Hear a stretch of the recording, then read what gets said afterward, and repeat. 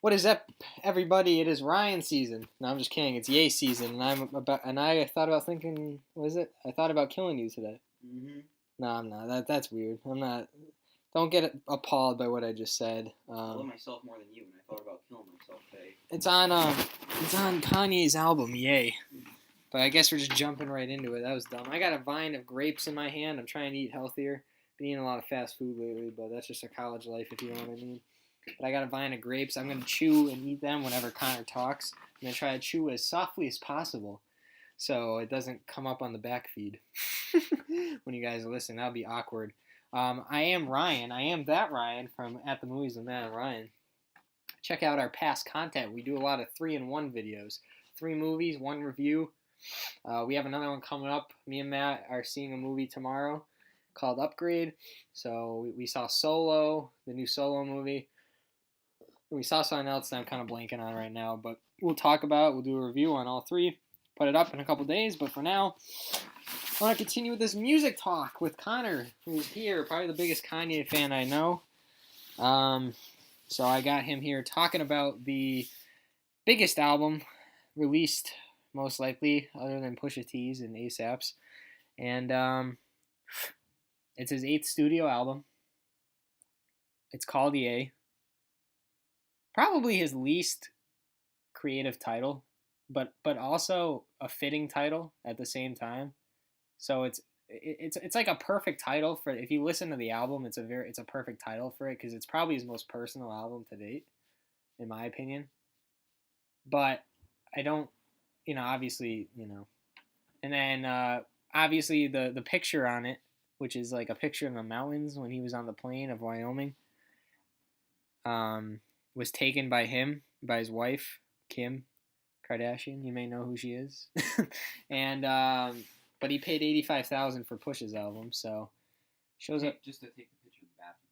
Yeah, just for a picture of Whitney Houston's bathroom, which, by the way, Whitney Houston's family was not a fan of. I guess rightfully so. It was a little weird why they did that, but whatever. It's not the most controversial thing Kanye's done. Let's be honest. But anyway, obviously, a pretty anticipated album.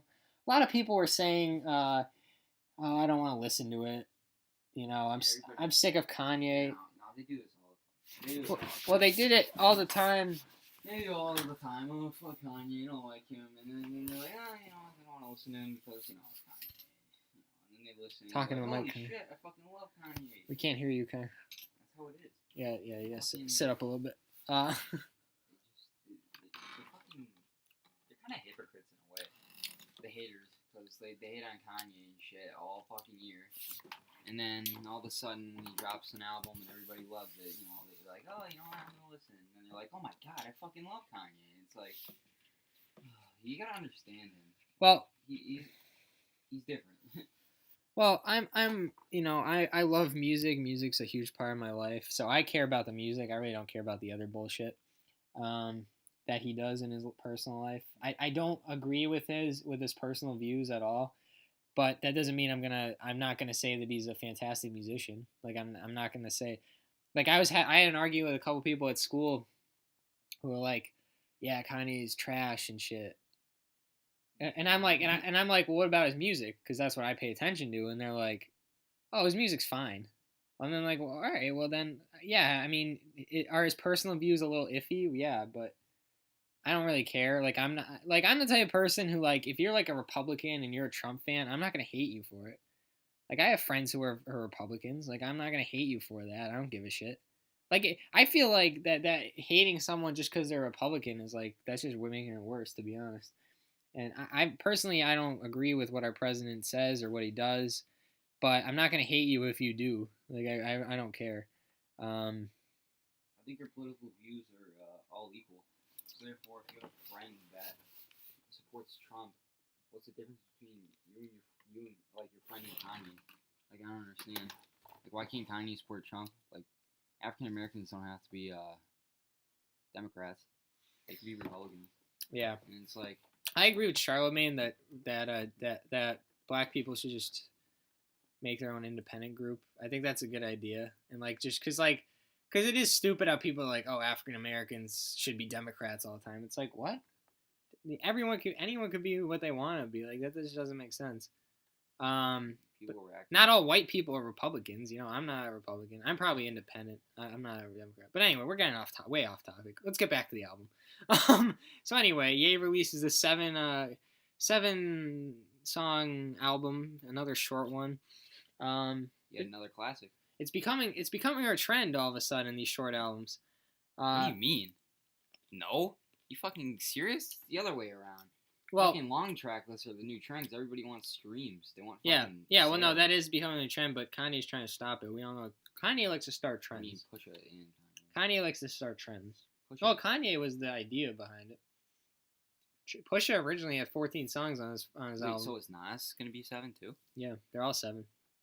5 albums, 35 songs. Kanye He produced. produced somebody else's. Or Nas, just Pusha. Nas to Tiana Taylor, and then Kid Cudi. Tiana Taylor 7. Yeah, June 22nd that comes out. Anyway, we already talked about Pusha T's album, how much we liked it. But Kanye came out with his, and yeah, it's pretty great. It's gonna be divisive at first. That's just how all of his albums are. There's gonna be some people who hate it. There's gonna be some people who love it. I write for a website called The Young Folks, where I write music reviews, and a lot of my writers were arguing over it. One person said it was terrible. Another person said it was really great. It was really introspective and personal. And what I mean by introspective, for those of you who don't know what introspective means, it means Kanye is looking more into his own life and kind of breaking down his own idiosyncrasies, his own details in his life, rather than going out trying to make a social statement, trying to talk about whatever fashion statement or whatever political statement he wants to make. Instead, he takes a more introspective look into his own family, into his wife, to his kids. Something that we haven't really seen from him, or any rapper for that matter. I wish more rappers would go into the topic of fatherhood. When you think of hip hop, you think of money, cars, and girls. So it's really hard for a rapper to maintain a family, but Kanye has been one of the few that has. So it's interesting to hear what he has to say about the family life and being a famous artist. And he does a great job of it here. Leave Me, is it called? Or, Wouldn't Leave. Yeah, Wouldn't Leave. Now, you might think, oh, only 7 songs. How does he fit all of that in 7 songs? Well, he does. And I think that having 7 songs, contrary to what people think, is actually better than having 15 songs or 20 songs because you get more into it. I said this about the Pusha T album. It looks like Kanye took his time with this and made sure everything was perfect about it. I'm not saying it's a perfect album, but I'm saying he made sure everything sounded good. He didn't have many corny bars. There was one that was a little iffy, but that's Kanye. Like, he's funny. I did like that too. I'll get into that. I liked how he sprinkled in some comedy, even though this was a very serious album about his drug overdosage, his wife almost leaving him, having to deal with his kids growing up, especially his daughters. We all know and especially in this political landscape where, we get all these gross men who are sexually assaulting these women out there in the workforce. So Kanye is worried about his daughters growing up, and rightfully so. And I think it's a very timely piece of music. What do you think, Tyler? Yeah, same. I think Kanye in album mode is some real shit. We can't hear you, Connor. I said Kanye in album mode. Kanye is like, you can trust him. Yeah, I agree. My charger. I was a little skeptical at first, and you might think, why are you skeptical, Ryan? It's Kanye. I mean, he usually comes through. But he comes out with Lift Yourself, which the beat was fantastic. And then he trolls us with this crazy lyric. I'm sure you guys have heard it. It's been on the radio. Pretty catchy, to be honest. Well, the beat's great, but he kind of wastes it. And then he comes out with Ye versus the People, which is basically him explaining himself why he agrees with Trump. And to be honest, it just sounds like an ego thing on the song. And I was like, I hope he's not going to do this on the album. Thank God he didn't. Thank God. Because here's my thing. The Life of Pablo, he came out with Real Friends, Facts, and No More Parties in LA before the album came out. Those were all great songs, so I wasn't really worried about The Life of Pablo. The Life of Pablo is probably going to be good if he's coming out with great songs. I was a little worried about this album. But He proved me wrong. I want to get.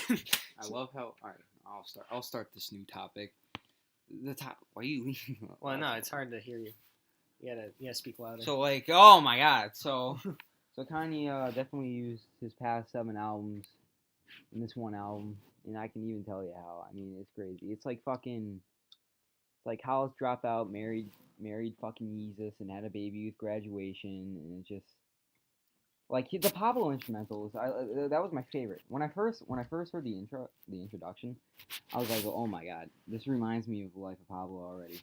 Like you got the gospel shit at the beginning, and then all of a sudden out of nowhere, you just fucking, it's a switch up. The intro's actually a switch up.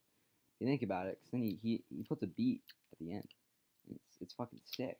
I'm like, okay. When I heard the intro, I was like, yeah, he didn't lose it. He hasn't lost his touch. I knew the next 6 songs were gonna be fucking great. And I was right. I mean, Yikes had a fucking hard ass beat too. I was like, Jesus. Yeah. I was like, Kanye will never. The one thing Kanye will never lose is producing ability. Like he will always be one of the greatest, if not greatest producer of all time. Like, yeah, right up there with Dr. Dre, Pharrell. Metro will be up there. I think. I wasn't worried about his producing either, especially after Pusha T's album, because Pusha T's beats were very soulful, very boom bap, and you could tell that Kanye had his hands on it for sure. Mike Dean helped produce it too, which he's worked with Kanye since the beginning. There wasn't a shitty song. I mean, honestly. Yeah, the features here were great too. And the thing I love about Kanye is he doesn't try to he picks the right features without, and it seems like he picks different features for every album. Like he's not just sticking to his own friend zone. He's going out of the box. And what I really appreciate about Kanye is he goes out of the box. He gets people that you wouldn't think he'd work with. You know, like he works with Party Next Door. Like I didn't think he'd work with Party Next Door out of all people, but it works. We thought it was Young Thug at first because Party Next Door, the way he I thought it was Chance after I thought it was Young Thug. The way he crooned his voice was kind of different, but Party Next Door brings a fantastic hook. 070 Shake, whoever that is, did the hook for All Mine, and then for the last song, Violent Crimes. Violent Crimes is probably one of my favorite. It's very Frank Ocean-esque. It's very airy. It's very atmospheric, very touching. That's a song about Kanye's daughters. It's a very emotionally touching song and a beautiful way to end the album. And I think the middle part of the album and the end part of the album is Kanye at his strongest. The song Wouldn't Leave is definitely a highlight, where he talks about how Kim, the first verse kind of follows Kanye after he said the slavery comment, and Kim was very flustered by him saying that, and she was very worried about him, and she was kind of dealing with her own anxiety, and Kanye was kind of very sad, very apologetic, and was like, "You can leave me now. I'm sorry for saying that," but she didn't, and so it was an appreciation. But and then the second verse was basically an appreciation for her for not leaving him, even after, I think we can all agree, a very ignorant comment by Kanye. And that was a very big highlight for the album. Kid Cudi's contributions they weren't fantastic, but Cudi does this thing. He isn't in there for very long. I think he's on the song Ghost Town. 070 Shake at the end of that song had a fantastic refrain. Just the repeated lyrics about how you don't feel pain, kind of using the metaphor of I keep touching my hand on the stove to see if I still bleed, and now I can't feel the pain. Kind of using that as a metaphor for Kanye and his dealing with his drug use. And I think this album, Kyron, and see if you agree with me here. I think if you look at, I think old Kanye fans are going to love this album if they give it a chance, if they listen to it. I think old Kanye fans will love this album because he's relatable to everyone in this album. You can make the argument that Yeezus, My Beautiful Dark Twisted Fantasy, and The Life of Pablo, he wasn't relating to people, because he was talking about the rich life, the the fashion life, and not everyone. Some people relate to that, not everyone does. Yeah, he also talked about that in his past albums. Yeah, Like but a lot. no, but the College Dropout was and Late Registration were two albums for the people, like Black Materialism, Religion, stuff that people deal with But he every also day. talked about fashion. Kanye has never Yeah, not but talked Yeezus, about but fashion. Yeezus was an album solely for the fashion industry and how they're monopolizing him and making him a slave in his head, basically mentally. It's not relatable for people. Plus, the music was, for some people, the worst he's put out. I disagree. I like Yeezus, but most people don't like Yeezus. Life of Pablo, a lot of bangers on the album, but again, he talks a lot about the rich life and how he's dealing with, I don't think he talks about the pressure like that much on Pablo. I think he that was does. his least album, actually. He talked more about self-conscious things like this album. That's why I compared it to this. The Life of Pablo. No, Ryan. Don't even think. Connor, okay, let's go through it. Famous is him basically clapping back at Taylor Swift. Ryan, there were a lot of fucking tracks on the album. No More Parties in LA is about No More Parties in LA is about his wife not letting him go, or wanting his wife to stop going to parties. I'm not saying it's bad. The album was great. Life of Pablo is another classic. I'm just saying that a lot of people who are old Kanye fans probably can't relate to it. This album, everyone can relate to because he's very vulnerable. He's talking about mental health. He's talking about drug overdose. Like, people relate to that kind. He's very human on this album. And I think this is his most human album he's put out since 808 and Heartbreak, in my opinion. This is I think this is his most emotional since 808 and Heartbreak. You have to agree with that, Car. It is his most emotional since 808 and Heartbreak. No? No, yeah, I agree. Well, that's what I'm saying. That's why I think more people will love this album. I think this is a class. I think this is him. If people say they want the old Kanye, which I don't understand that, because I don't think there's any such thing as an old Kanye. I think he's always been the same. But as far as creative, I don't know how to explain. But as far as his creativity goes, I think this is as old Kanye as you're gonna get. I think he's the most human and the most vulnerable he's been since his earlier albums. Like, look at the things he talks about. He talks about fatherhood. Like, a lot of people can relate to that. Like, being protective of his daughters. Like, people can relate to that. Your wife leaving you. A lot of people can relate to that. Drug overdose. A lot of people can relate to that. He's got a lot of different things on this album that people can be like, yeah, Kanye, I agree with you. Killing himself. Suicide. People talk about how Logic, and I love Logic. Kanye knows I'm all right. Why the no. Here's why. Logic in this bullshit? Shh, listen to me. Because here's why. People who... Connor's not a big Logic fan. But Logic blew up last year because he talked about that stuff on his album. Suicide. Drug overdose. Anxiety. Race. No, listen to me, Connor. Can you let me get to what I'm saying? A lot of people talk about that shit. Yeah, but Logic was praised for it. He got a Grammy nomination for a Suicide song. Everyone was like, oh, Logic's the man. I did not like his album. I thought it was very over-bloated. It was too... It was corny. It wasn't subtle enough. Kanye basically made a better album about anxiety and about drug overdose and about depression. And he did it in a more subtle manner. He used great features. He used more atmospheric beats. He used more soulful beats at times. There's still a couple samples in here. And as a result, I think he made a really great album. And he said what he needed to say. And, sometimes I think, wow, I kind of wish this album was longer because it's really that good. But at the same time, I'm like, what else does he need to say? Like, I think he basically said all that he needed to say. And he did it in an effective manner. He tied all the loose ends. Everything seems pretty put together. And for a 2-year hiatus, this sounds like a really great project. And I don't know if I could give a score for it yet. Kanye's albums, I wait, a little bit before I can.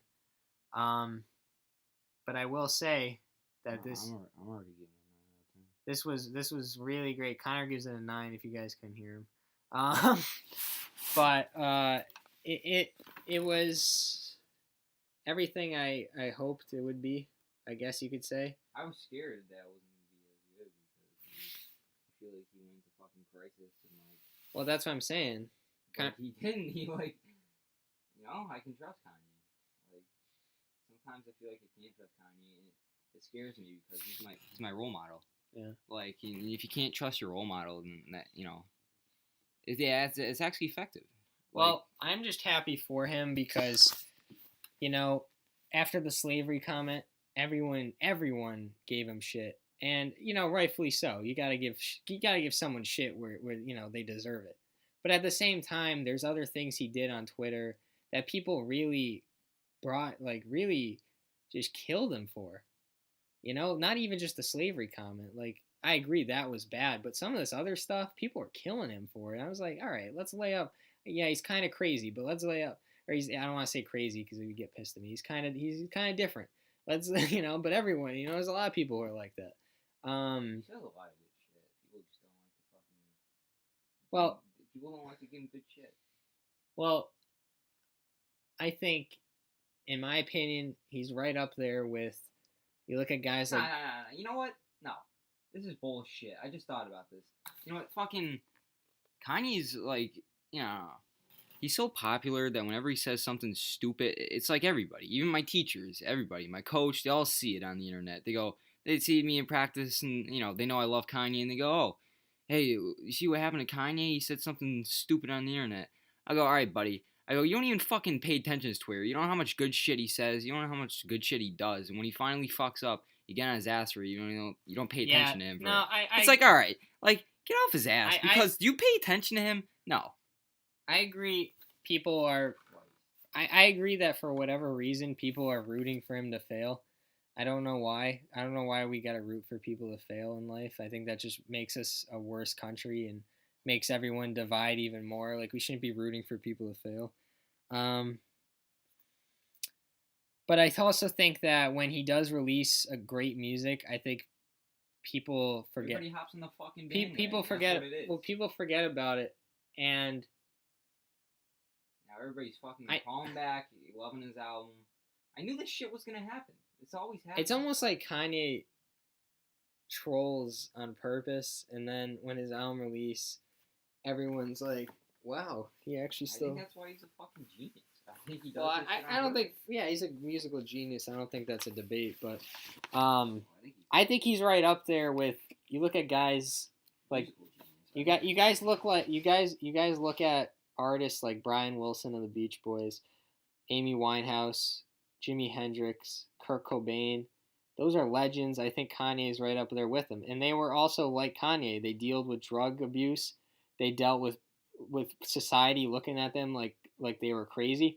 Like Brian Wilson for the Beach Boys, there's a movie about how even his bandmates thought he was too crazy. Like, he was like, I want this sound. He was like he was too like he wanted everything to be exactly perfect. And his bandmates were like, bro, you gotta chill. Like, you're crazy. And they didn't like his musical style that he was going for. And then he made one of the greatest albums of all time, and Pet Sounds. Pet Sounds from the Beach Boys is literally like the greatest album of all time.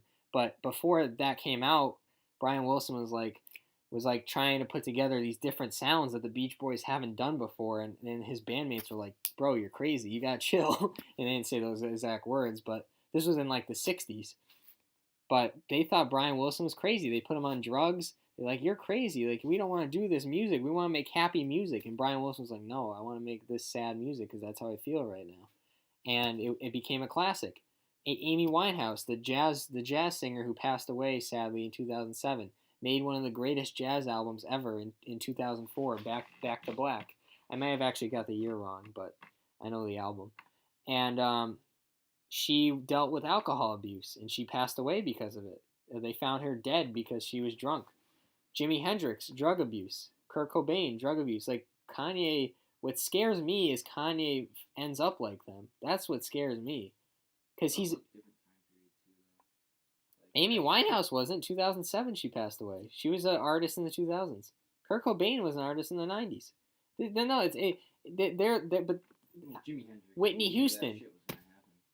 There's just people. Brian Wilson's still alive, but people saw him as crazy, and they still do. But he's a musical genius, and that's why that scares me, because Kanye is a musical genius, much like them. But we don't people don't understand what musicians go through on the everyday life. Like it's tough. You know, you're touring, you go crazy sometimes. Like What happened? you go crazy, and when you put all like not every artist. I'm sorry, not every artist puts their all into their art, which is a shame. I wish everyone did, but not. You can clearly tell when there's an album that comes out that that person did not put their all into it, which is sad. But Kanye does put his all into everything he does, and I it scares me sometimes because I think he's doing too much at Yeah, one that's why time. he went on a fucking breakdown. 2016. It, Doing too much. He's doing the music and the fashion. but that's what I'm saying. That's how in the daily basis shit that he receives from fucking humans. But that's what scares me. That's what like that's what happened with Brian Wilson. People thought he was doing too much. Like Kanye is in that realm where it's like you gotta chill. Like hopefully he takes a break after this album. I mean, obviously he produces the other ones. Like he's producing every album on Good Music, every one, 35 songs, and who knows how many else he probably produced others too. There's probably 1,000 songs he's got. I mean, that's how artists are. Like, but he puts his everything into it, and he's got to take a break, especially after you being on this opioid addiction and dealing with the media and how they're all over him for a slavery comment. Like he's just got. I feel like he's got to go away from Twitter, go away from the media, take a vacation, be with his kids. Like I want his kids to have a father. Like I really do, because and what it scares me too, Connor, is because this was his most personal album and it's probably his saddest album and his most emotional. It scares me that that's his mind state right now. And maybe hopefully this album was a way for him to get it off his chest, so now he can move on from it. His drug addiction and everything. But there's some things on that album that kind of scare me. Like when 070 Shake is singing about how he can't feel pain anymore, it's like, oh boy, hopefully Kanye's okay. Or he's like, I thought about killing myself. Like he blatantly says, I thought about killing myself on the first song of the album, which I think every artist has gone through, but not every artist wants to express. So it's scary, and I hope, and this definitely sounds like an album. And I said this before when we were talking yesterday about it. This sounds like a midpoint album for Kanye, more so than a more recent album. Like My Beautiful Dark Twisted Fantasy sounds like a finale album. Like that sounds like the finale because it's like the most perfect album. Rap people say it's the most perfect rap album ever. That seems like a finale. This does not seem like a finale. So hopefully Kanye is not done. This seems more like a midpoint album. Um, but I'm sure he's not. I'm sure he'll make another album in a couple of years about something. Um, I have a question, Connor. Do you think that Kanye purposefully says stuff on Twitter and in the media so he could find things to rap about? I feel like he does that. Like, do you think he purposely says like stuff like the slavery comment so he can find things to rap about, or no? Like the Life of Pablo, I felt like I was gonna say that. I feel like the Life of Pablo, he was like, damn, I don't know what this like. It was 3 years. It took 3 years from Yeezus to Life of Pablo to release something, and I felt like things he was saying, like "Give me $1 billion, Mark Zuckerberg," or "Do this." I feel like he was doing that as a way to find things to rap about. Not like the whole album, but I don't know. Like saying the slavery comment and then having his wife almost leave him, like that's a song topic right there, and he made a song about it. Like, you know what I'm saying? His daughter's growing up, made a song about it. His drug addiction, made a song. I feel like I don't know, but I'm not saying the whole album. Like, obviously, he didn't plan to be a drug addict. That he didn't plan that. But I'm just saying that, like the wife thing seemed like it was a little planned. Hey, regardless, we'll never know his creative process. But I'm just glad that his album was really good. Where does this rank? Out of, I know it's hard right now, but out of his 8 albums, where does this rank for you? 8? Out of That's his 8. tough. I'm gonna have to say, for me, I can't tell you now. I'm in the middle of a game.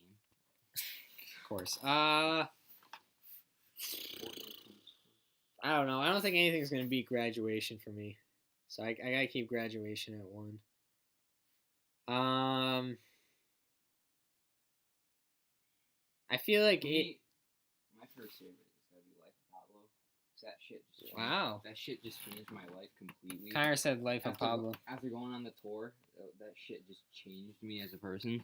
So the Pablo affected me most. So I'm gonna have to say Pablo. The Life of Pablo was the only Kanye album that I people. understand that it wasn't his best album, but it affected Well, me more than any other the thing album. with the Life of Pablo, well, that's fine because you know it affected you. A lot of people hated that album originally and was like, "What the hell? Like Kanye's not even on it half the time." But then as weeks went by, every critic was like, "No, it's a 9 out of 10. It's a 9.5 out of 10." Pitchfork gave it a 9.5 out of 10. I'm like, "Damn, that's crazy." Um, Pitchfork is always generous to Kanye though. They always give his albums like a 9 or a 10. My Beautiful Dark Twisted Fantasy has like one of the few tens. Um, yeah, I don't know. 808 and Heartbreaks probably last for me just because that's like a mood album. Like you got to be in the right not. Oh wait, no, my favorite's gotta be Pablo. And then it's gotta be My Beautiful Dark Twisted Fantasy because that was the first Kanye album I ever listened to. Like that shit got me into Kanye, and it's obviously like the most perfect. Oh my god! All right, Might as so well first since has we're on it. So you said Life of Pablo. this is my opinion, my favorites. Yeah. First has to be Life of Pablo because it affected me most. Second's gotta be My Beautiful Dark Twisted Fantasy because it's just amazing. Like it's perfect, and it was the first piece of Kanye I'll ever listen to. And I own the vinyl and everything. And then it's gotta be fucking shit. For me, I don't know why. Whenever I think of College Dropout and Late Registration, it's just it's like a tie, almost like it's almost like the same thing for me. I have to say probably College Dropout, um, 3, and then 4 has got to be Late Registration. 5's got to be Graduation. 6 has to be Yay. 7. Wait, You're missing Yeezus and 808. Those are the last two. Yeah, 7's got to be, or what after Late Registration, it's got to be Yay.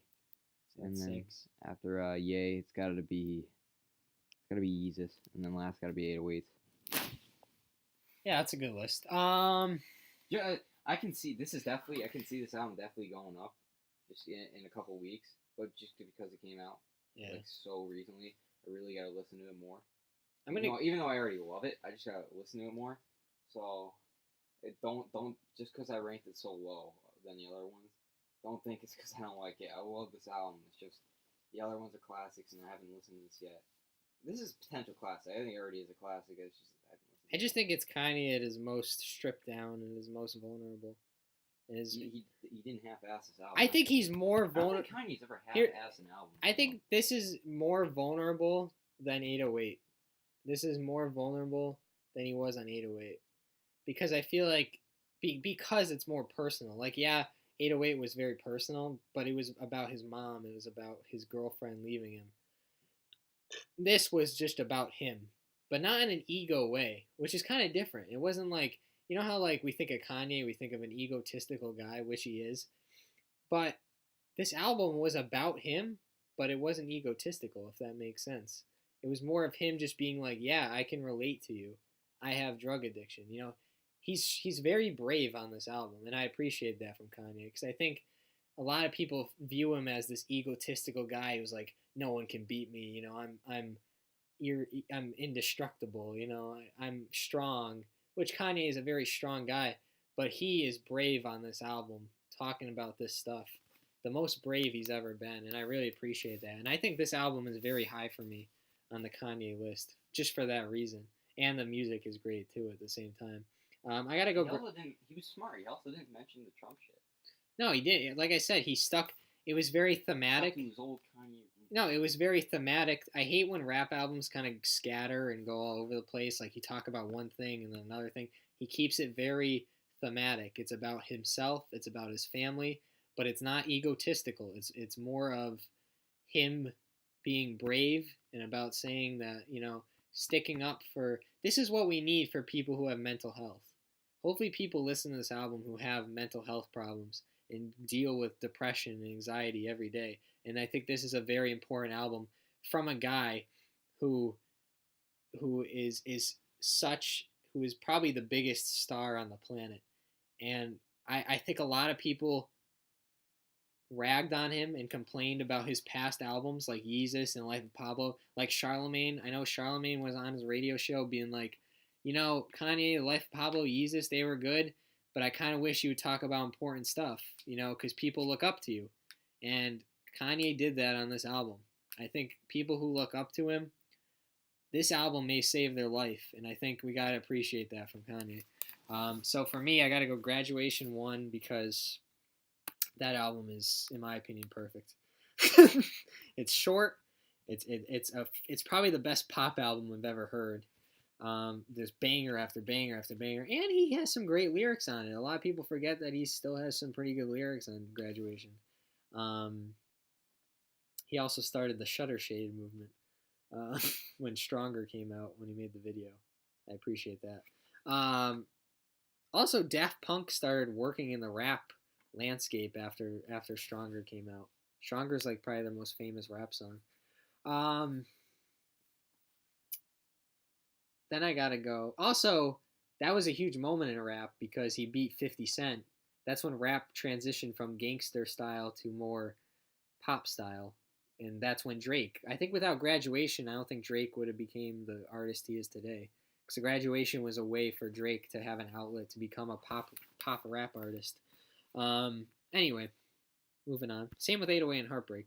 2, I gotta go College Dropout because I think that's a purely great rap album. Like purely great. Like it's like kind of gangster rap, but it's also not. And he also talks about very taboo topics like religion and black materialism. You guys all know it. It's just a fantastic hip hop album. It's great for like the older generation, but it's also great for the newer generation because there's a couple songs on there that are still bangers. So yeah, and that's where we kind of get to see Kanye as a rapper and a producer and how that works, and it works out almost perfectly. And he works with a lot of older rappers too, like Common and Talib Kweli. I'm blanking. Jamie Foxx. Anyway, 3 for me is probably. Damn, this is tough. I know my 1 and 2. My 1 and 2 is easy.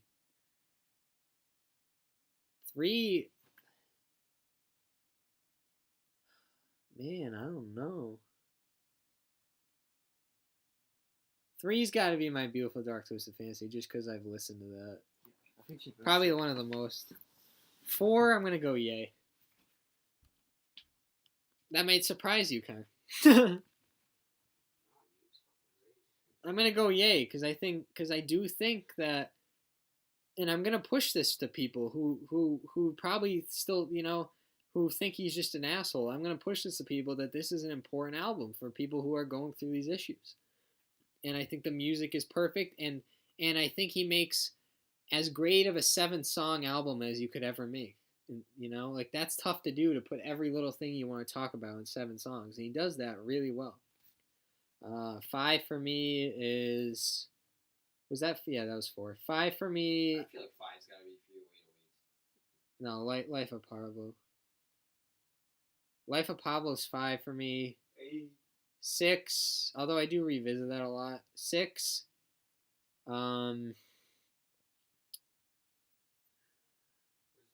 6, I gotta go Yeezus. 7, I gotta go Late Registration. The thing with me for Late Registration is I think it's still a great album, and it's one of the best albums of our generation, of the 2000s. But I think it's a little too long, and I think some of the songs kind of blend in with each other at times, and they get kind of over bloated a little bit. But nonetheless, the horns and the percussion on the album is just fantastic on Late Registration. But for me, I gotta put it at 7. It's not something I can listen to at full length and fully comprehend everything. It's tough to comprehend everything on Late Registration. So I gotta go Yeezus 6. Yeezus, he's just pissed at everyone. It's great. I hate how people hate on that album because it's just Kanye at his finest. It's like, let me just be an asshole for no reason.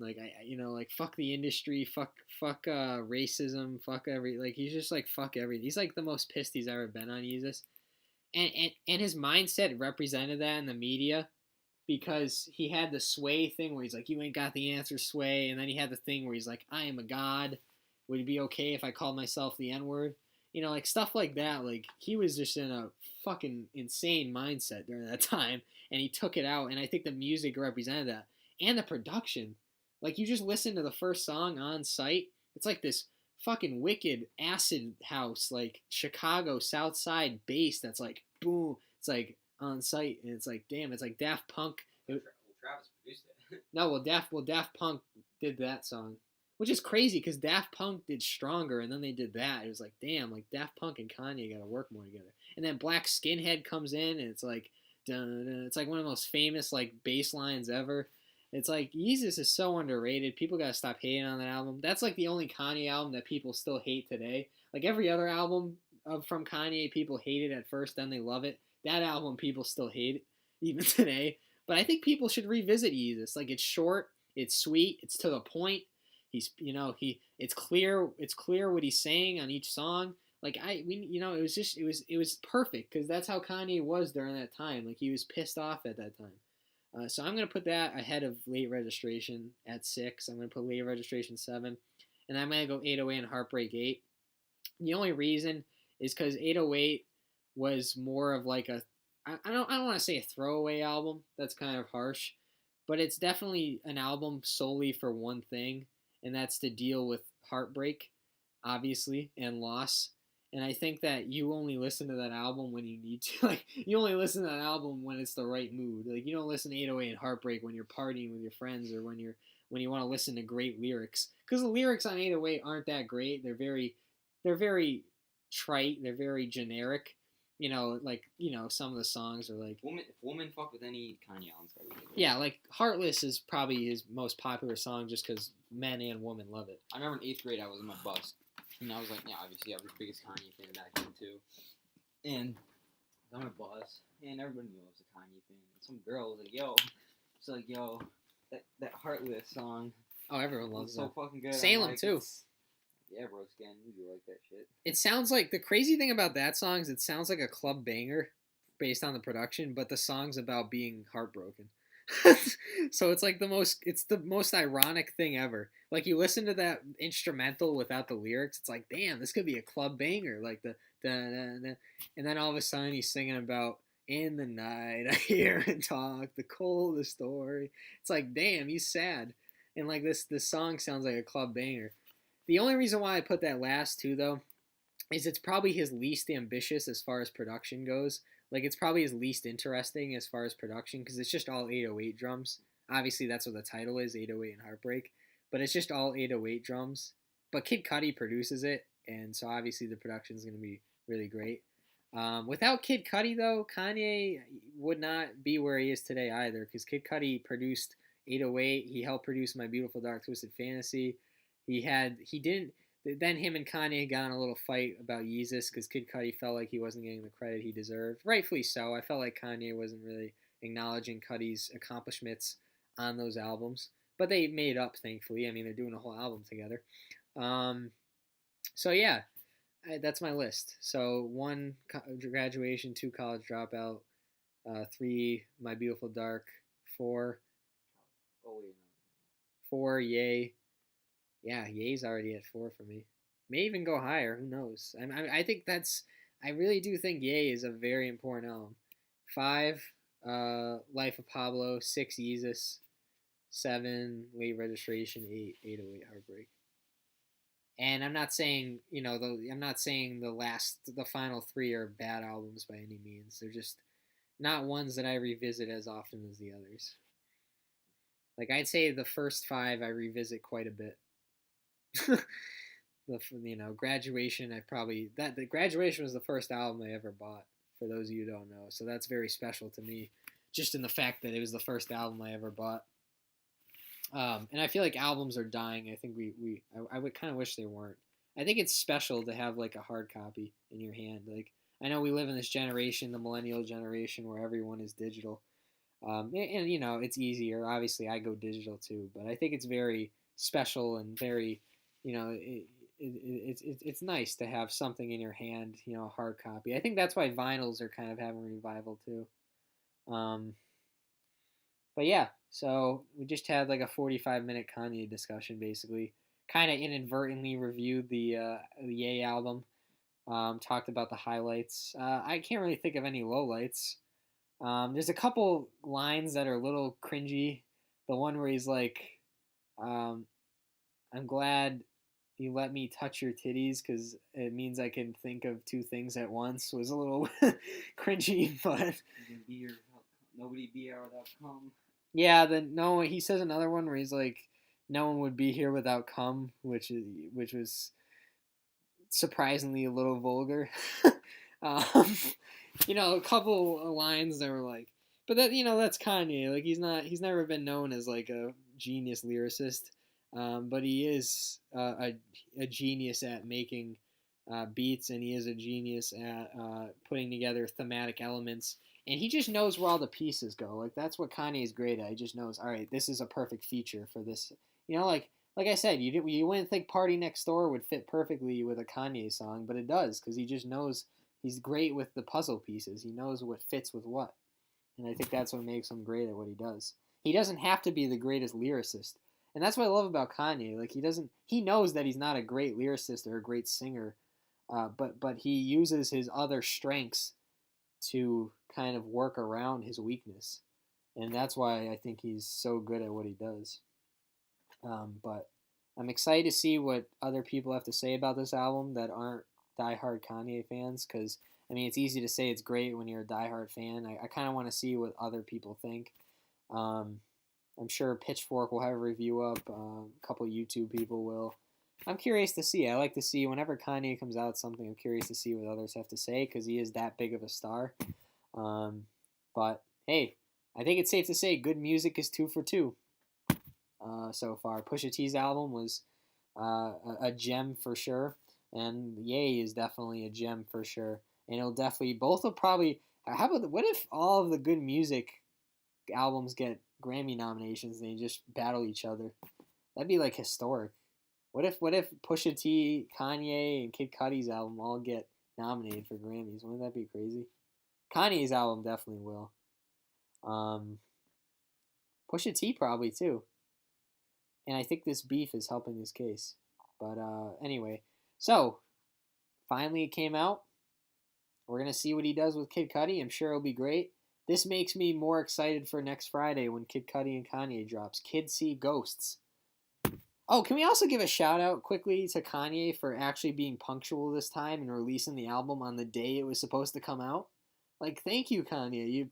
I was a little worried. Me and Connor, we watched the stream they had in Wyoming, and yeah, we heard the music and we knew it was good, but we didn't know the songs because they were just kind of going, kind of like how The Life of Pablo went when he did it in the Garden, Madison Square. They just kept going without stopping, so we didn't know what the songs were. And we didn't know what the features were either. We were kind of trying to guess. I think we got all the features wrong. um, so I thought it was SZA who was singing at the end there, but it was 070 Shake. Um, but shout out to Kanye for releasing it on the day it was supposed to come out. Good job. Um, did you see that Twitter took down his tweets for his links? They took down Kanye. So Kanye posted on Twitter, as most artists do, of the links to Apple Music and Spotify where you can go find his album, and they took it down. They said it was copyright. How the fuck does Kanye get caught copywriting his own music? That's a little fishy. I will say that, Kanye. What's going on? Why are they taking his tweets down for copyright? Are you sure? A day ago. Open Spotify, iTunes, title. No. Maybe. Ryan, I check his fucking Twitter every other. Watch fake news. I don't know. I was gonna say, how the fuck is his own music copyrighted? Maybe they did and they put it back up. Although he is getting shit for some German band or whatever for him taking a sample from them without asking, which he does a lot. He did it on Yeezus too. But anyway, thank you, Kanye, for releasing it. Thank you for a great album. Gets me more excited for next week. So we got Kid Cudi and Kanye next Friday. We got Nas the Friday after. We got Tiana Taylor the Friday after. And we got Drake somewhere in between. Who the hell knows when Drake's dropping? He has a tough. I don't know when Drake wants to drop. It's going to be tough. It helps that Brockhampton's not coming out with anything. So We'll see what Drake does, but I'm sure we'll be back. We'll be back next Friday. Me and Connor are going to the Kendrick concert on Thursday, though, so we won't be able to listen to Kanye and Cudi that night. Maybe on the ride back. Oh, we'll do that kind of the ride home. The ride home we might be able to, but probably won't be able to give it a really good listen till Friday. Um, and then we'll probably do a little review for that, talk about it, and then we'll come back. We'll do a Nas one because Nas is a legend. If Drake comes out that same week too, we'll definitely do a Drake. And then we'll move on from there, and we'll see what else happens. But thank you guys for listening. I'll put this one up. It's a long one, but hopefully you guys give us a chance to and listen to it. And we'll be back next week. Thank you guys for listening.